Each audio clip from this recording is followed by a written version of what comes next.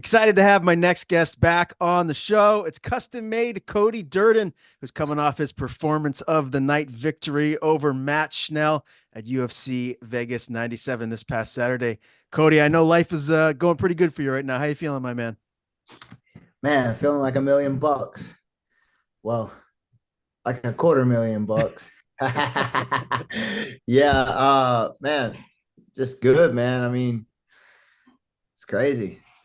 Yeah, I mean, nice little payday, performance of the night. What are you going to do with that money? Let me ask you that first off. Are you going to kind of set that aside and do some investing? I know you're going to be making plenty more money, but when you have a nice payday like this, what is your mindset right now?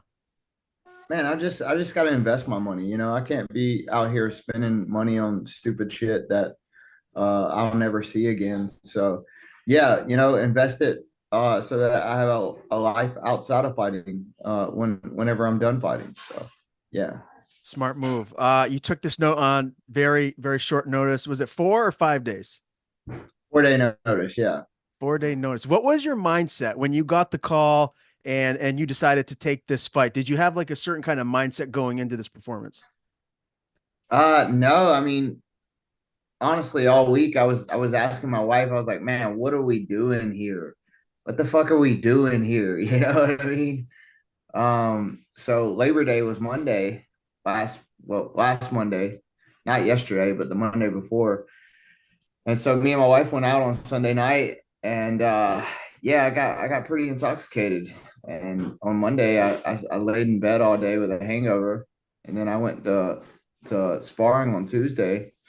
And when I got done sparring, I saw when I got home to eat lunch that Matt Schnell's opponent pulled out.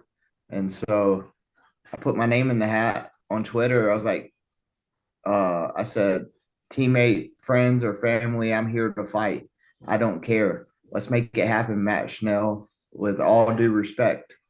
And then my manager called me and was like, hey, what's going on? Did you say something? I was like, yeah, I said something on Twitter. He was like, well, they're asking if you want the fight. And then I said, yeah, let's push it back a couple weeks. And Mick was like, nah, it's take it or leave it this weekend. And so I said, yeah, I'll take it. Give me a new contract and let's do it at 135 and we'll fight. And he took it, man. And, now I'm here talking to you and I'm blessed. So a new contract.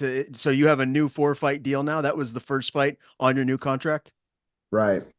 Good for you, man. That's fantastic. You happy with, I guess, the parameters of the contract? Oh, yeah.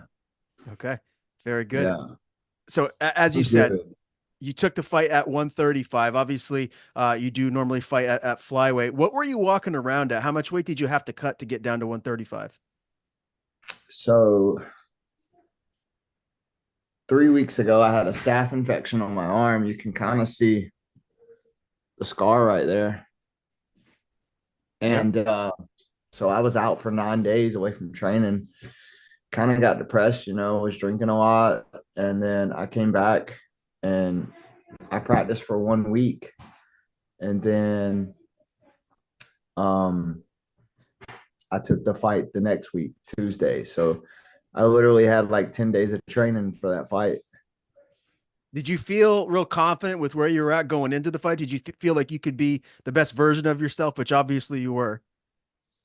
I mean, yeah, there was some uncertainty, man. I mean, honestly, whenever you go into a fight and you got hammered, a few days, one day before, and you're eating brownies and you're eating what you want, and you're just being a human, like a regular human, and you don't know what's next, knowing you got one fight on your contract left, and you'll get back to training, you'll have a good fight camp, and you'll get back in shape, but it's just different when you take a short notice fight like that at the highest level, like I've been at for so long.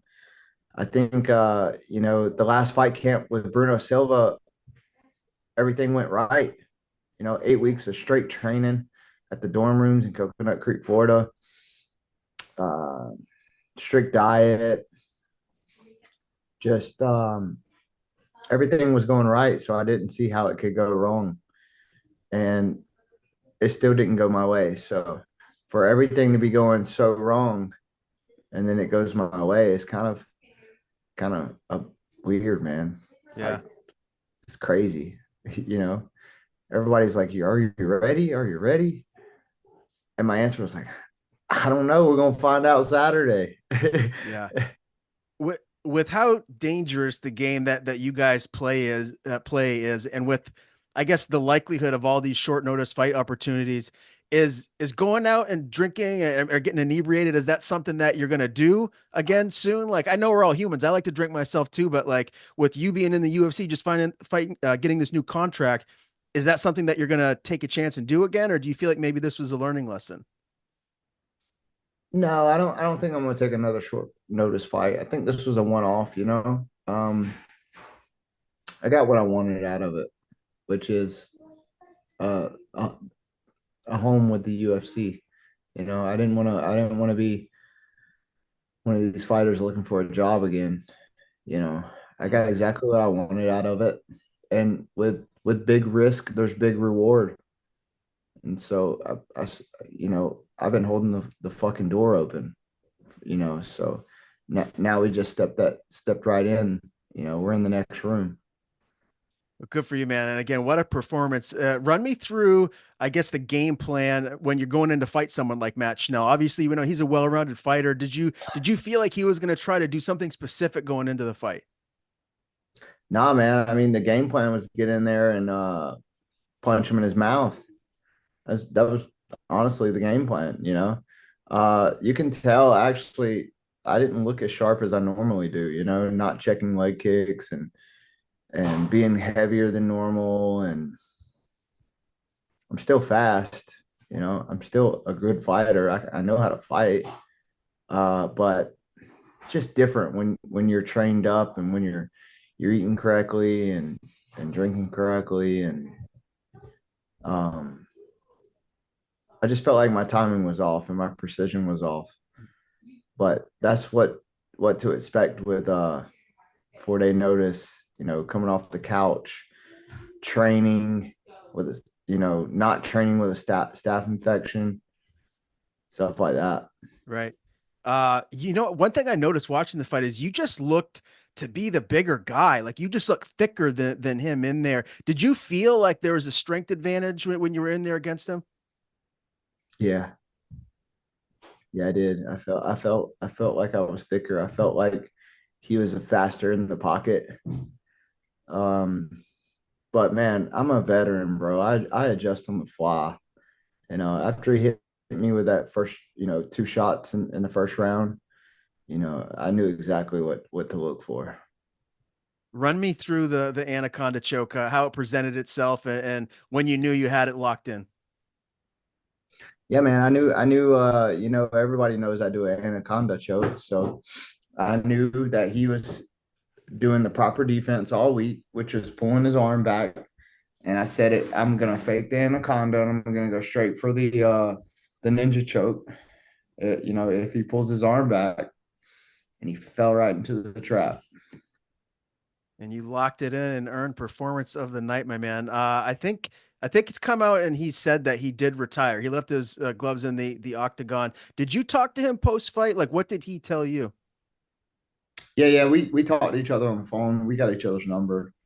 We you know, we trained together before. We're friends. Yeah, he told me that he just second guessed himself a lot, and he didn't know if uh if he could do it anymore, and he just knew it was time to hang it up. Yeah. I asked him, I said, man, why did you shoot? I said, why did you shoot on me? And then he's just like, man, your pace, like you stay in people's face, and you know, you hit hard, and you know, you were there the whole time. And people, it's a lot different when you're in my face and we're fighting, man. I push a high pace, and you know, I'm not like a Brandon Royval where I'm just touching you and touching you. Like I'm throwing bombs at you. You know, I'm not throwing to touch you. I'm throwing to hurt you. So How different is it at all when you're going in and you're fighting someone that you like, that you have a relationship with? You're saying obviously, you know, you knew who Matt Schnell was prior to the fight. You guys have trained together. I'm assuming you're somewhat of friends. Is it different at all mentally? nah, man. I mean, I wasn't thinking about the only thing I was thinking about was hurting him. That's what I was thinking about when I got in there. I mean, no passion, no pity, no mercy. Like it's either him or me. And on Saturday night, my family ate.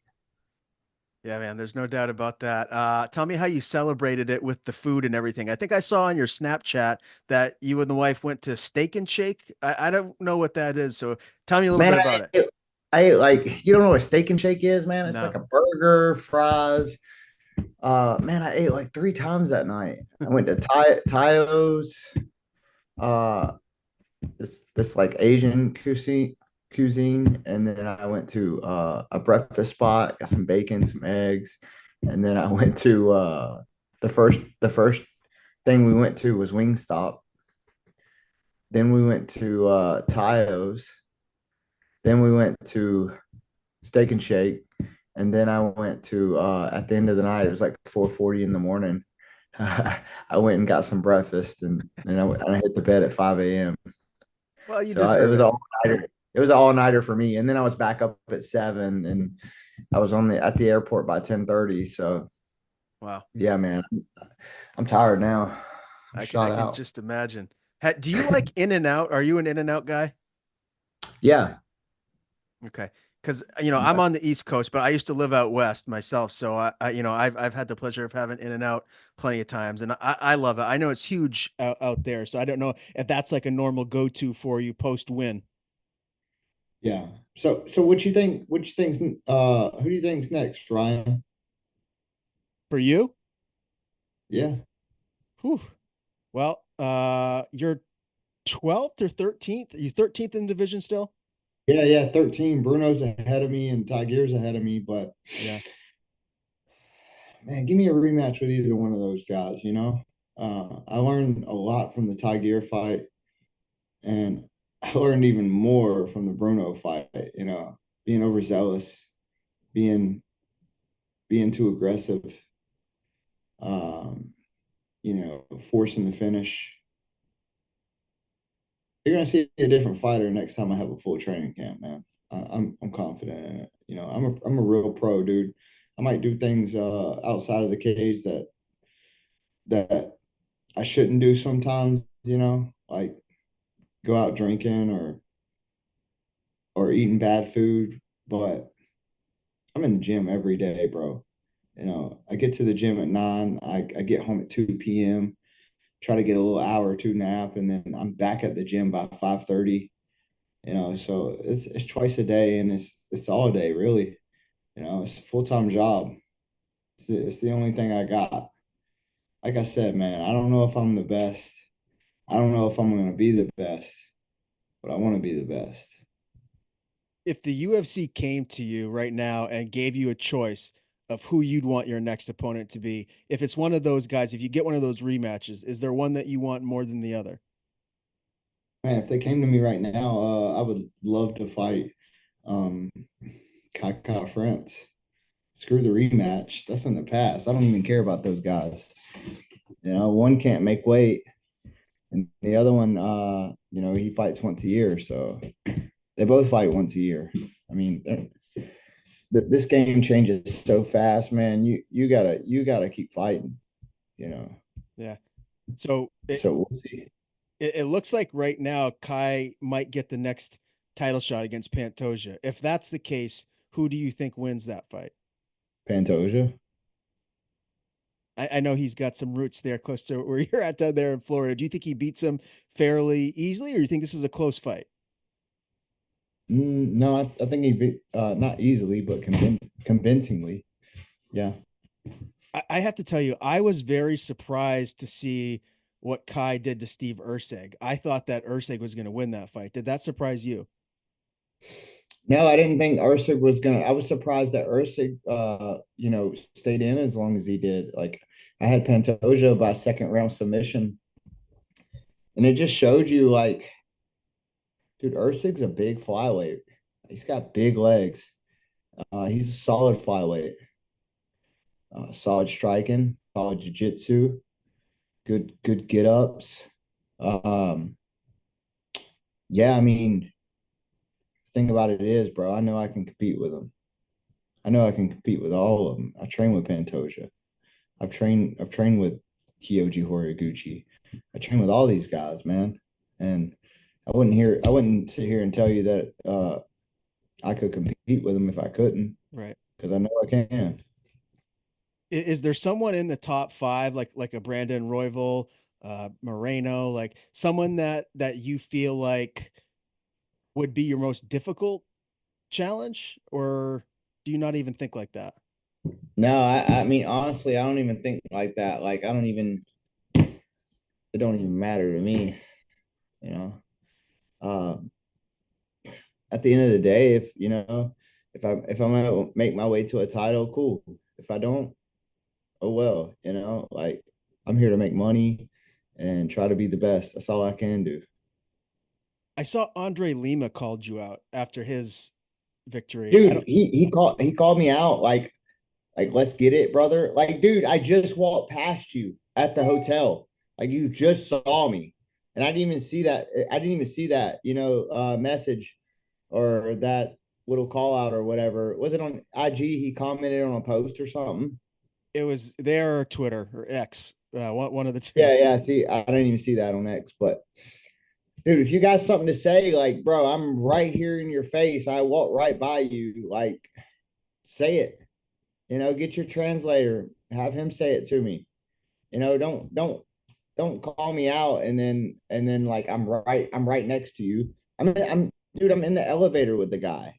I walked by him at breakfast that morning, and then I get on the shuttle to go to the airport, and I'm scrolling through Instagram, and I see he called me out, and I was like, Brittany, look at this shit. This motherfucker gonna call me out, and we just saw him, and he didn't say shit. Wouldn't even look me in my eye. Wouldn't even look at me.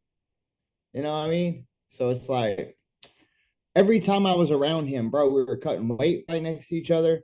Wouldn't even look me in my eye, and you're gonna call me out. You didn't look me in my eye not one time. So whatever. You know. Is that a fight that you'd even entertain though at this point? Because you're ranked, he's not. I'm sure you don't want to fight No, backwards. no.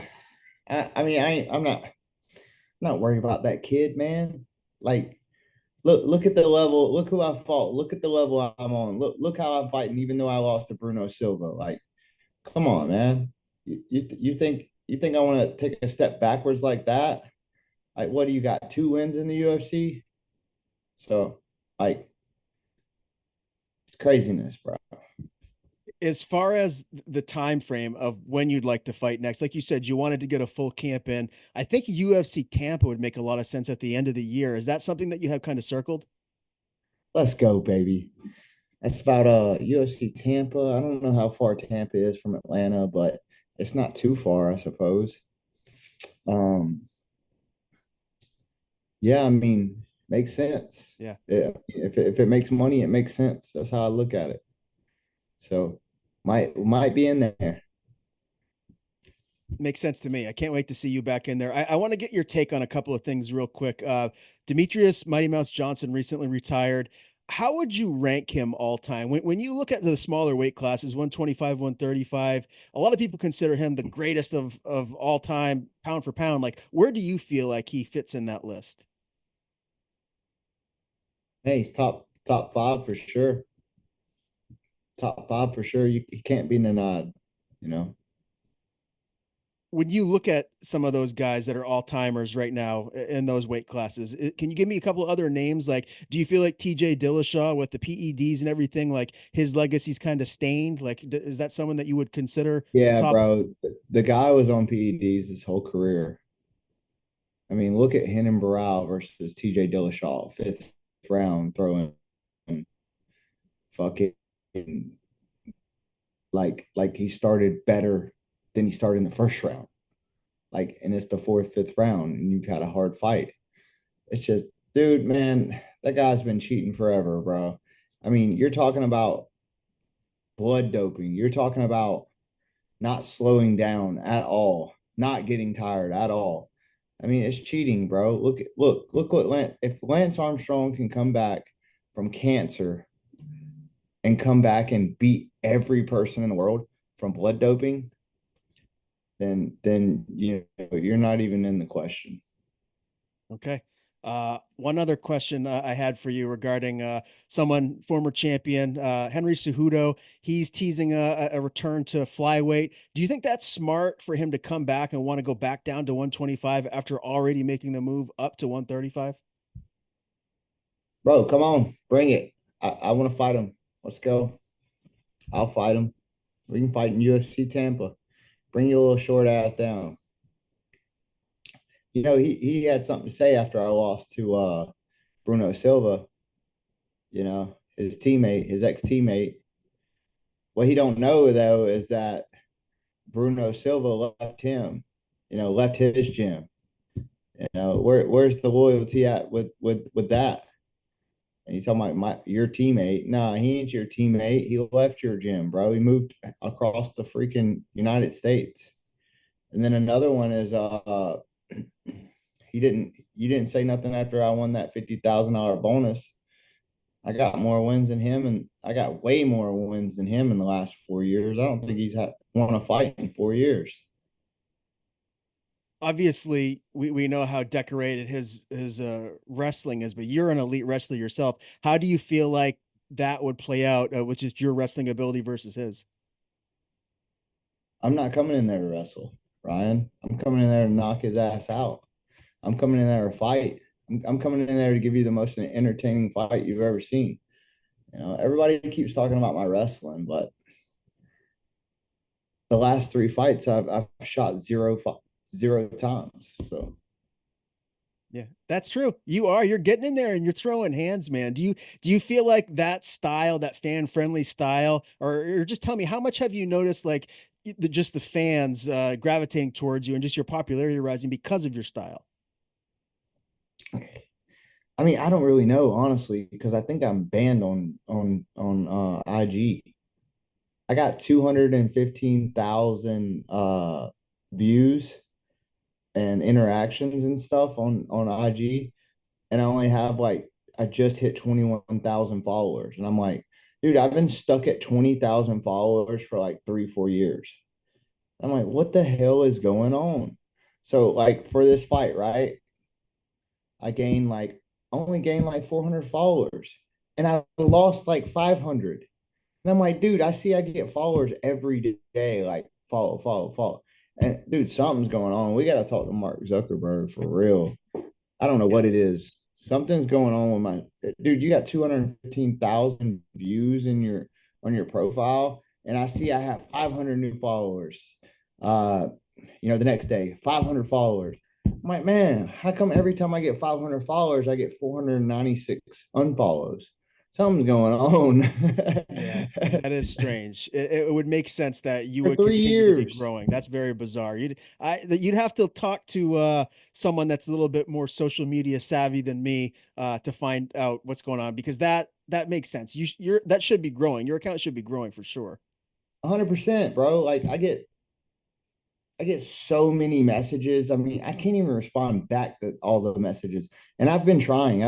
Even my wife, I said, baby, look, here, respond back to some of these people, please. You know what I mean? I try to respond back to people. I try to, make sure everybody, I see all the messages and stuff. And I'm just like, man, I can't do it. It's too much. And then at the same time, I got like all these unfollows. I don't know. Something's going on, bro. Yeah. Something's going on. And if you're watching this interview and you have a solution, reach out to me, because I would like to hear it because I've been trying to figure it out for 3 years. How am I stuck for 3 years on like the same amount of followers? Yeah, that makes no sense. If I happen to hear of anything or anyone comments, I'll pass it along to you. But yeah, we got to get something done to get your Instagram account unlocked if it is locked or whatever the You heck is know, going you on. know when my following stopped happening is when I said I had to send them back to China. And then it was like my account just like slowed up like crazy. And that stuff is true, bro. Like I have a friend of mine that's big into politics, and in 2020, he was posting about Donald Trump and COVID and stuff like that. Bro, he went from 10,000 followers to now he has like 2 followers. And when you follow him, it unfollows. And then like he's like, dude, I'm shadow banned. Like, Cody, you can tell. And so I go to his account, I follow the account, and it automatically unfollows. So I'm like, dude, this made me realize like the shadow ban, you know, the people behind the scenes at these websites, they can they can make you seem like you're not visible Yeah. online. Yeah. It's crazy. I seen it firsthand to my best friend. That is wild. Yeah, well, hopefully it can get fixed for you, man, because you deserve all the follows. There's no doubt about that. Before we get out of here today, I just want to kick it over to you and I give the floor to you. If there is anyone you want to thank or anything you want to plug or anything you want to say about, we've already talked a little bit about when we're going to see you next and an opponent, but any headline or something you want to give before we get on out of here, the floor is yours, my man. Man, I appreciate you guys and give me a follow on IG and reach out to me. And, no matter what you're going through, if you want to talk, reach out to me on IG and I'll try to get back to you. I appreciate it.